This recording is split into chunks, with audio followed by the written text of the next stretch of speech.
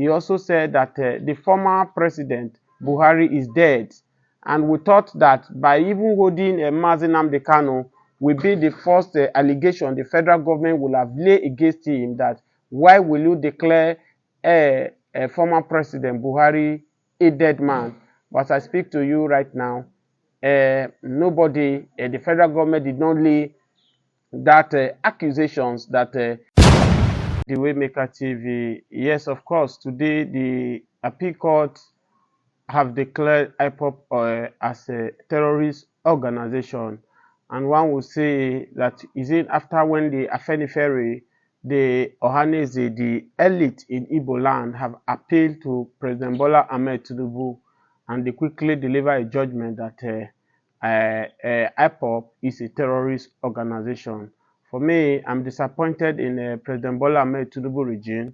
Of course, as he have said earlier, that he's going to start from where the former president Buhari stopped. Buhari was the one that declared IPOB a terrorist organization, and the Tinubu have continued where President Buhari stops. Don't forget that the full meaning of IPOB is indigenous people of Biafrans, and that means why a lot of Biafrans now are reacting that if truly as the court of appeal declare IPOB a terrorist, that means Peter Obi that contested under the platform of Labour Party in the general election is a terrorist.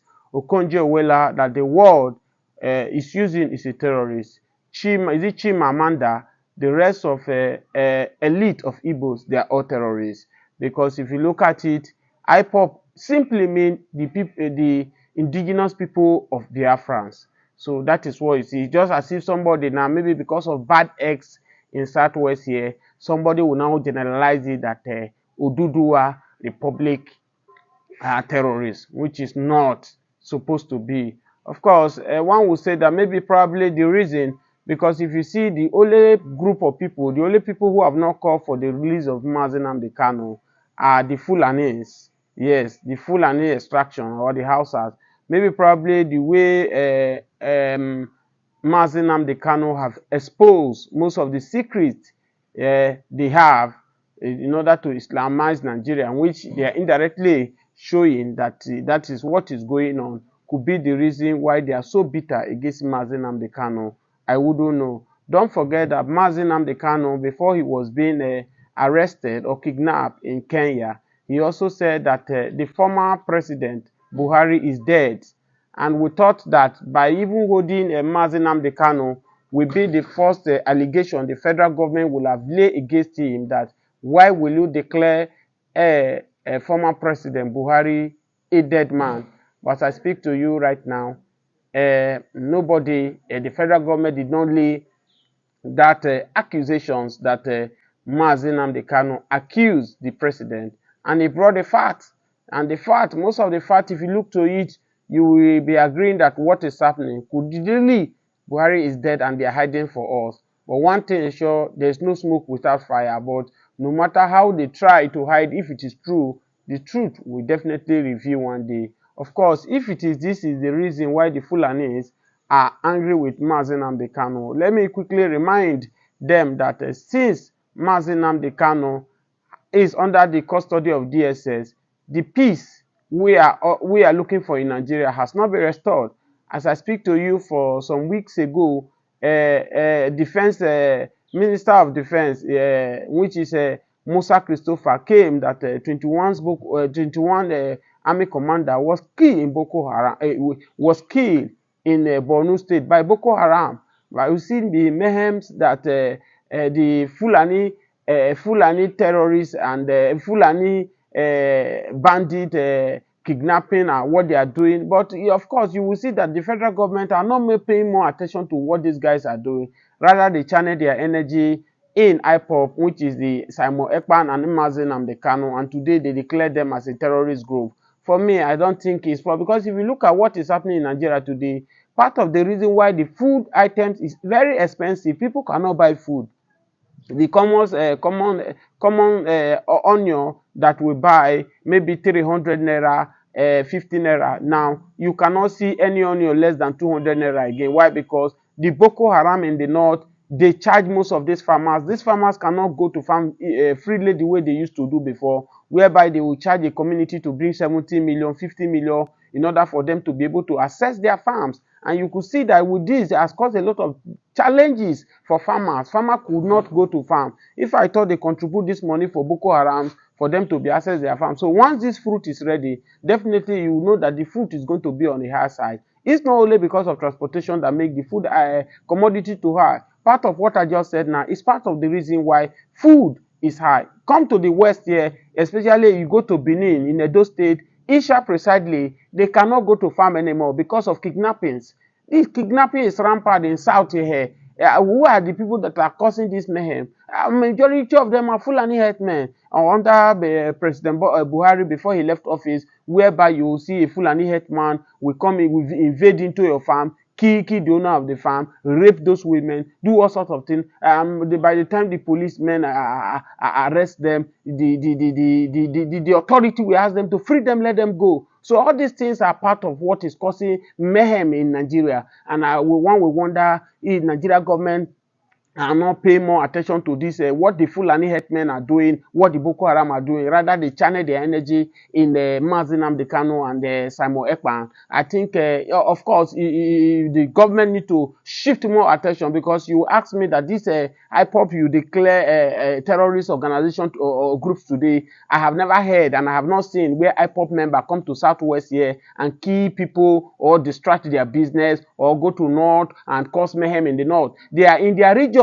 They tell you that they are protecting their region in order for the Fulanis who want to claim Nigeria by all means, going different places to destroy. You see mayhem they have caused in Plateau State, what they have caused in Benue, and in the extension to Southwest here. As I speak to you, 5 people were murdered in Ondo State yesterday because in farm Fulani headmen, farm crisis, the soul of may the soul of Akeredolu rest in peace, a man who stood and fight during that Buhari government and forced the Amoteku, that Amoteku give the Fulani headmen a fight for them coming to destroy their people, you know. And since the late Akeredolu left, I don't see any governor in Southwest again who take Amoteku serious the way that young man did before his death. So you look at it, what the Fulani men are also trying to do in Southwest. So you could see that Nigeria has a lot of challenges that the federal government need to pay more attention to than to be paying more attention to the IPOP, the Nnamdi Kanu and the Samuel. But don't forget that this thing Nnamdi Kanu has been hold over 4 to 5 years right now.